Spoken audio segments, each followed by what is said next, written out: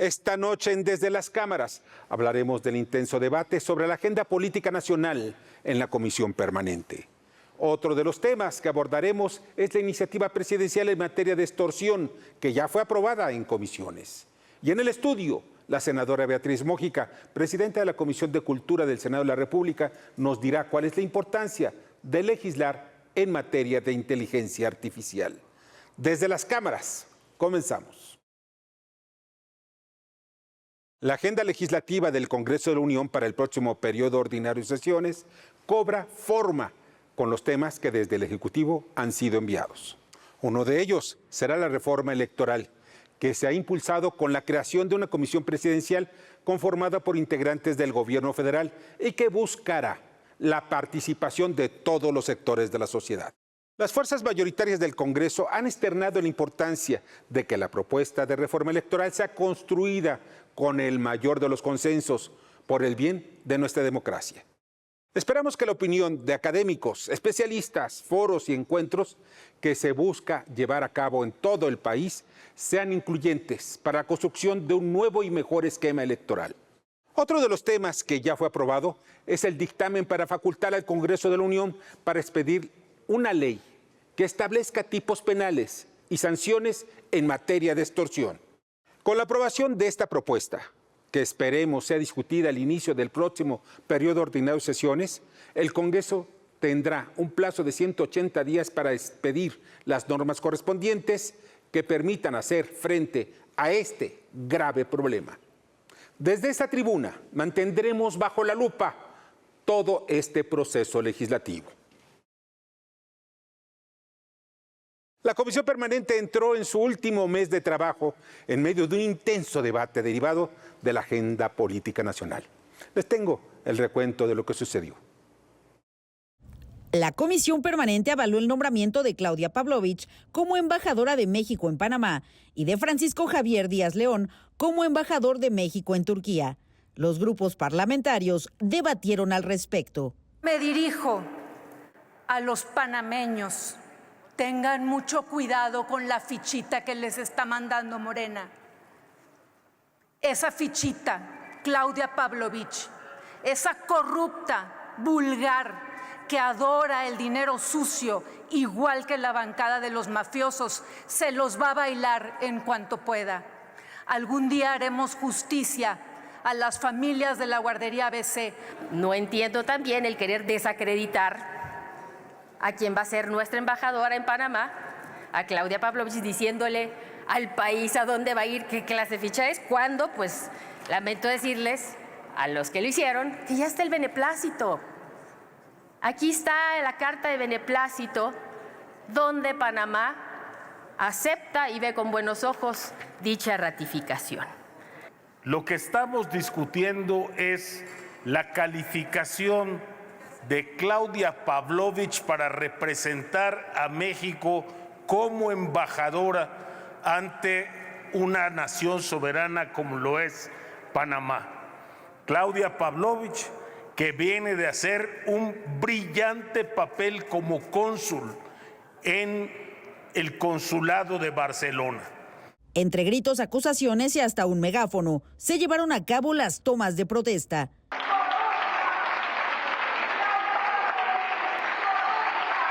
Posteriormente, la mesa directiva de la Comisión Permanente emitió un pronunciamiento respecto a la situación en la que vive la población palestina. Primero, se condena todo acto que atente contra la vida de civiles, por lo que se hace un llamado a la comunidad internacional a propiciar la búsqueda de la paz, exigiendo que se detenga toda acción militar y toda agresión contra la población civil palestina. Por su parte, desde el Pleno, los grupos parlamentarios del PAN y el PRI expresaron. Para aclarar que este es un pronunciamiento, como lo dice el encabezado de la mesa directiva, nosotros vamos a preparar nuestro propio texto de solidaridad con quienes hoy sufren.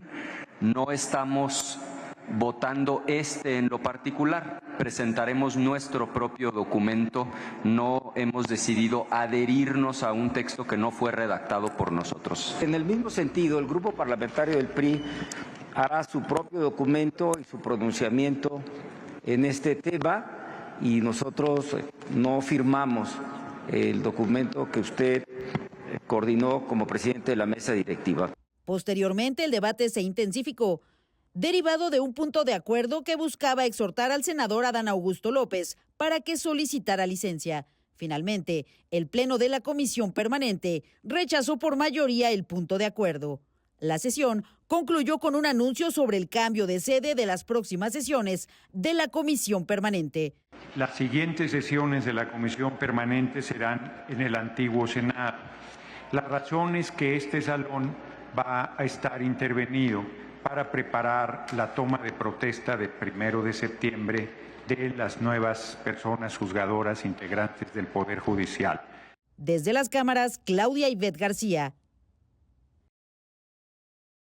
El gobierno de la República anunció la creación de una comisión para impulsar una reforma electoral. Esto generó cambios en la Unidad de Inteligencia Financiera, organismo dependiente de la Secretaría de Hacienda.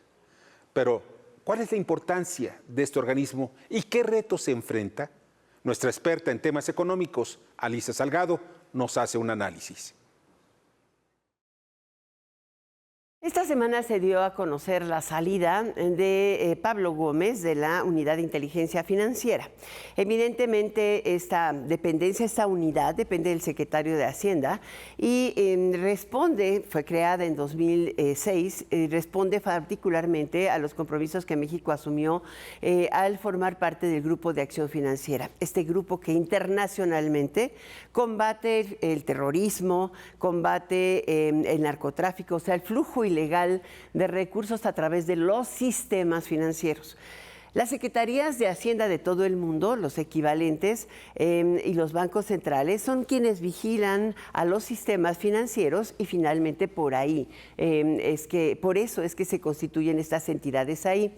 Sin embargo, se ha tomado la decisión en nuestro país de integrarle una unidad de investigación de crimen en lugar de tenerlo en la Fiscalía General de la República y además fortalecerlo o en la misma Secretaría de Investigación Ciudadana y en el Centro de Inteligencia y por ahí fortalecerlo.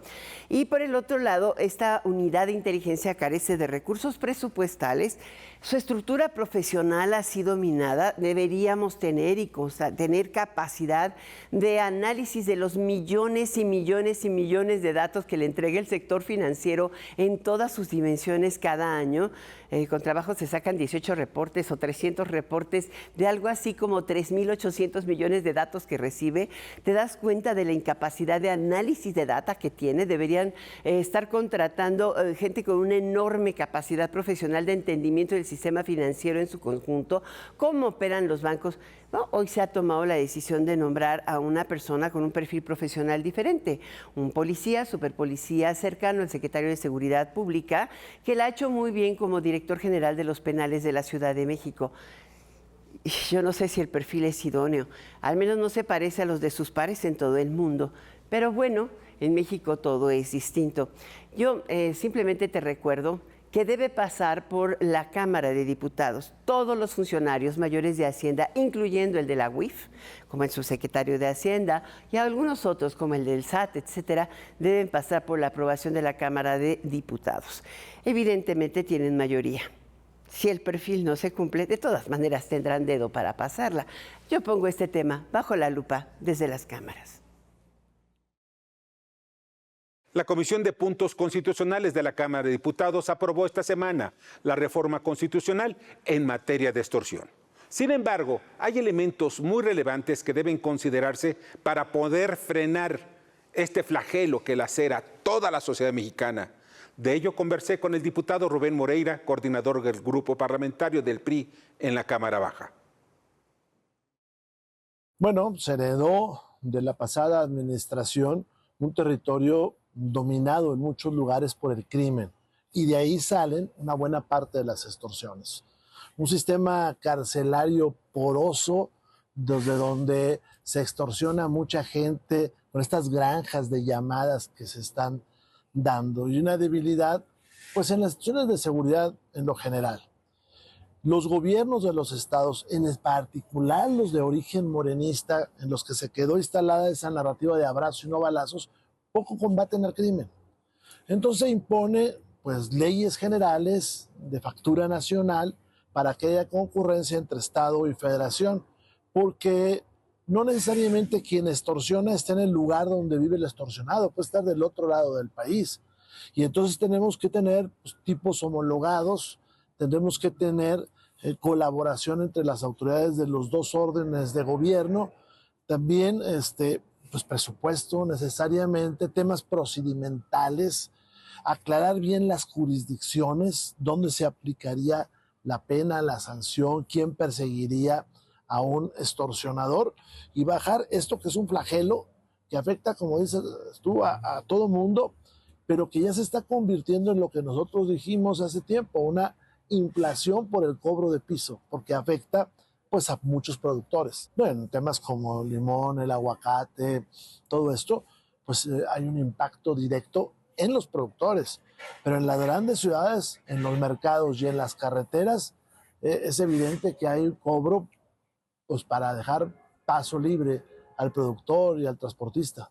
Tenemos muchos gobernadores perezosos en su manera de gobernar, holgazanes en su manera de gobernar, porque si bien es cierto que un delito se puede presentar en una carretera federal, el delincuente se baja de ella, Claro. y el producto se lo lleva a otro lugar, y entonces se desprenden de esas atribuciones y de esas obligaciones, diciendo, bueno, pues es que es federal, ahora va a ser concurrente, por un lado. Por otro, hay que recordar que las grandes bandas criminales que tuvieron poder, sobre todo por el narcotráfico, están trasladando sus ingresos a la extorsión.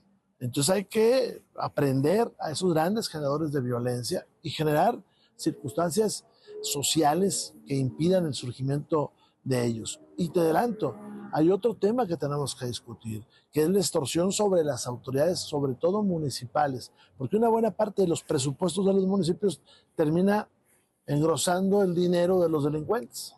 En la parte de esta última, la parte donde se extorsiona a los municipios, te puedo señalar lugares que ya se volvieron pues referencia, Tierra Caliente, donde se juntan municipios de Michoacán, Guerrero y Estado de México. El resto de Guerrero también se encuentra muy complicado. Jalisco tiene graves dificultades. Michoacán totalmente tiene graves dificultades. Municipios de las sierras acá de Veracruz, de Oaxaca, de Puebla, tienen esa dificultad. Y últimamente esto ha cundido también en Chiapas. Tienen que suceder 5 cosas. La primera, es importante neutralizar a los grandes generadores de violencia, porque esos extorsionadores vienen del universo del crimen organizado, del narcotráfico, de todo esto, que dominaron territorios y entonces se hacen hegemónicos y buscan muchos otros ingresos. Esa es la primera. La segunda, poniendo a trabajar a los gobernadores. Se tiene que activar para evitar este flagelo.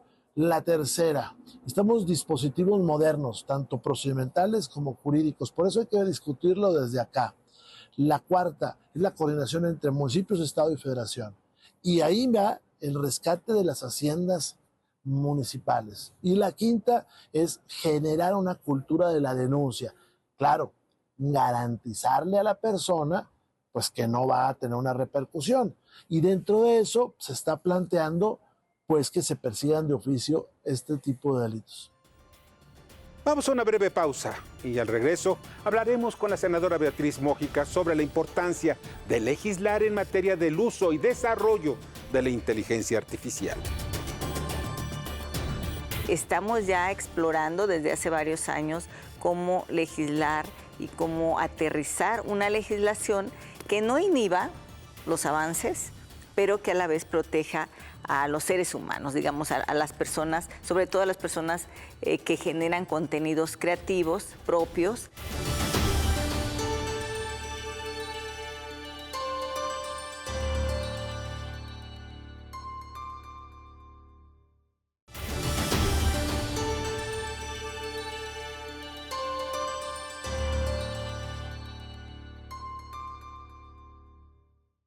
Maestra en Políticas Públicas, licenciada en Comunicación Social, Beatriz Mójica Morga preside la Comisión Cultural en la Cámara de Senadores y hoy nos viene a platicar de cómo se intenta legislar para uso y desarrollo de la inteligencia artificial y proponer a los legisladores leyes que funcionen para proteger a los creadores. Ya se encuentra con nosotros la senadora por el estado de Guerrero, Beatriz Múgica, presidenta de la Comisión de Cultura del Senado de la República. Senadora, buenas noches, ¿cómo estás? Buenas noches, Víctor, gracias por la invitación. Pues hay un tema que en lo personal a mí me apasiona porque no es lo nuevo, sino lo de hoy y para siempre, que es la inteligencia artificial. Sin embargo, es muy difícil, se están haciendo esfuerzos en varias partes del mundo, fundamentalmente veo que uno de los que van más avanzados en ello es el Parlamento Europeo, pero al final de cuentas quedan muchas cosas en el aire. ¿Cómo legislar algo que está materialmente en todo el planeta y que no tiene fronteras? Pues sí, Víctor, ha venido cambiando mucho nuestro acceso a la tecnología. Incluso cuando nosotros hacemos un recuento hacia atrás, por ejemplo, en mi infancia, que no existían los teléfonos celulares ni las computadoras, nada de eso, a hoy que estamos en un mundo lleno de tecnología y la inteligencia artificial ha avanzado a pasos agigantados. Y esto pues nos ayuda a la productividad, a la competitividad en algunas cosas, pero también afecta, por otro lado, sobre todo a las áreas creativas, a quienes hacen música, cine, quienes hacen también quienes escriben, o sea, hoy están siendo afectados por la inteligencia artificial. Y se han acercado al Senado muchos grupos, muchos colectivos en torno a cómo se debería legislar.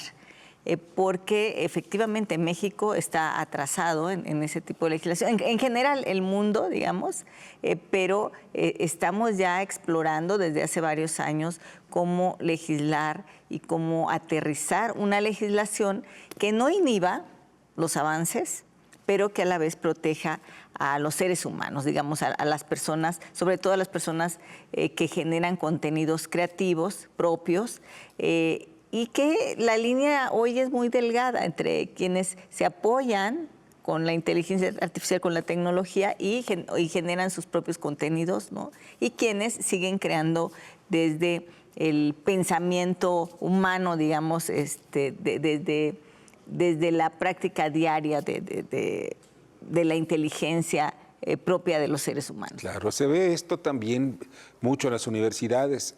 Repito, no es un asunto privativo de México, es mundial.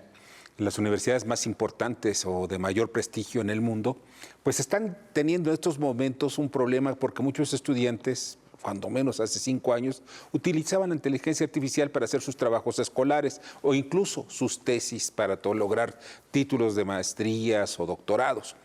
Todo esto me lleva a que se necesitaría muchísimo también la participación de las universidades y todos estos organismos educativos. Pues se necesitaría la participación de todos. Tiene que haber un proceso de colectivo, digamos, de diálogo para ver cuál será la mejor manera de legislar. Va a haber avances, o ha habido avances pequeñitos, pero tenemos ya que ir generando una legislación más integral, porque a medida que avanza la inteligencia artificial, pues se van perdiendo, digamos, muchos de los contenidos humanos, y al final del día lo que hace el entrenamiento de la inteligencia artificial, pues es que retoma de varios autores, de varias voces. Recientemente hubo todo un escándalo, sí, así es, con una voz que usó el INE, por ejemplo, y al final del día quienes generan digamos, los productos originales son humanos. Se debe seguir reconociéndose ese trabajo. Y hoy tienes toda la razón, Víctor. Hoy los estudiantes agarran su teléfono, o bueno, estudiantes y mucha gente, y dicen 2, 3 líneas y ya crean, ya sea un trabajo académico o una canción o con contenidos que están previamente cargados en las redes, ¿no? En la inteligencia artificial. Entonces, no es tan sencillo la legislación, pero yo creo que sí debemos de tener un compromiso muy sólido en torno a esta legislación, que por lo pronto algo que estamos avanzando en la Comisión de Cultura es el asunto de que lo que es producto directo de la inteligencia artificial, ya sea una obra, una canción, un extracto película, una producción, si es puramente de inteligencia artificial, el indautor no lo registre, por ejemplo. Ya hay una resolución de la Corte al respecto y entonces estaremos pues próximamente legislando al respecto de esta parte, de que se reconozca como inteligencia artificial, qué viene de la inteligencia artificial, qué viene de los seres humanos, digamos, y también es muy importante que avancemos la legislación en torno a reconocer, a que las plataformas reconozcan de dónde vienen los diferentes, el origen de sus diferentes formas de entrenamiento de la inteligencia artificial, digamos, ¿no? Sí, o sea, si viene algún párrafo de un periódico o de alguna estación de radio o televisión, sea de inmediato se le dé crédito precisamente. Se den los créditos correspondientes. Eso es a lo que se ha negado a las plataformas, debo decirte, sí. O sea, no es un tema fácil, sin embargo, yo creo que tendremos que avanzar. En Europa han avanzado un poco al respecto. Siempre es polémico algunas cuestiones, pero creo que es importante que vayamos reconociendo y que vayamos transparentando también cuáles los contenidos, cuál es su origen, ¿no? de los contenidos, para que exista este reconocimiento a los autores, a las voces, porque es muy amplio el tema, a las voces, a los directores, ¿no? A quienes han hecho en las industrias creativas esos productos que nutren a la inteligencia artificial y producen a su vez otros productos. Ahora, todo esto también nos lleva a que la inteligencia artificial va a utilizarse para desplazar a muchos trabajadores, sobre todo algunos ramos laborales importantes que tienen muchísimas personas a su alrededor. Todo esto también nos lleva a una reflexión. ¿No tenemos también que impulsar desde el punto de vista jurídico el aprendizaje y el uso de estas herramientas e incluso el mejoramiento de estas herramientas para bienestar de la comunidad?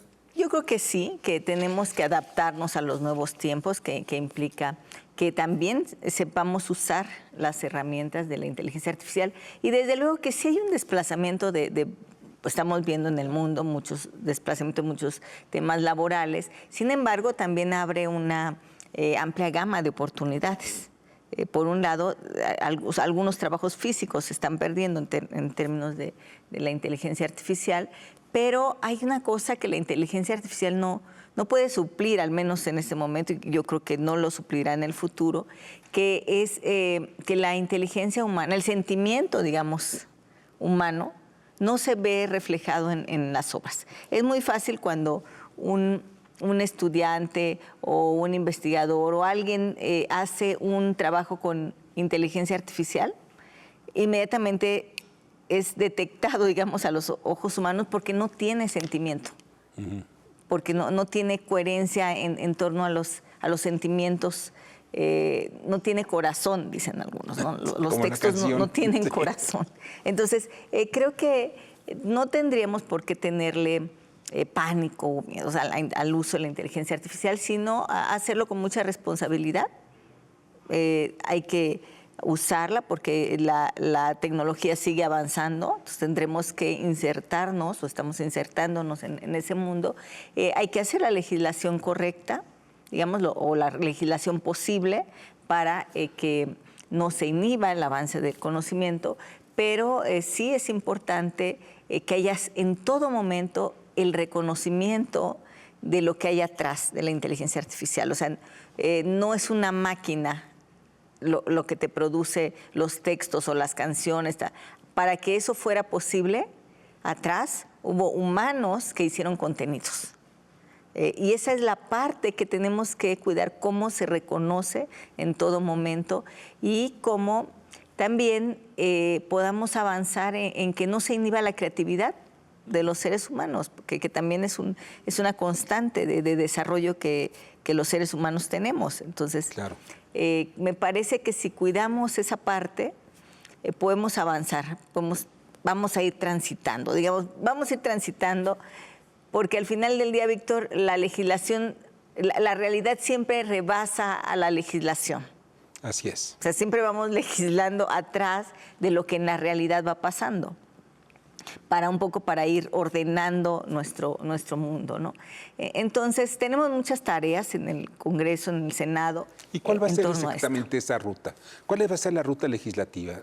Bueno, en estos momentos estamos en diálogos, estamos en varios diálogos. Hay una comisión específica de inteligencia artificial y en la Comisión de Cultura, como afecta a las industrias creativas, pues también abrimos una mesa de diálogo. Ya tuvimos un foro con creadores, con artistas, con creadores de contenidos culturales que están siendo afectados por este tema. Por ejemplo, todo el uso de las voces de artistas reconocidos que sin su autorización son usadas y son usadas también para hacer males, digamos, para extorsionar o para están siendo usadas las voces de artistas reconocidos o para vender productos, o sea, sin su autorización. Claro. Entonces, toda esta parte nos ha llegado a la Comisión de Cultura y ahí hemos abierto este diálogo que ya nos ha llevado a una iniciativa concreta que presentaremos en breve, que tiene que ver con el reconocimiento del indautor, que no le dé reconocimiento a lo que es puramente inteligencia artificial, y por otro lado,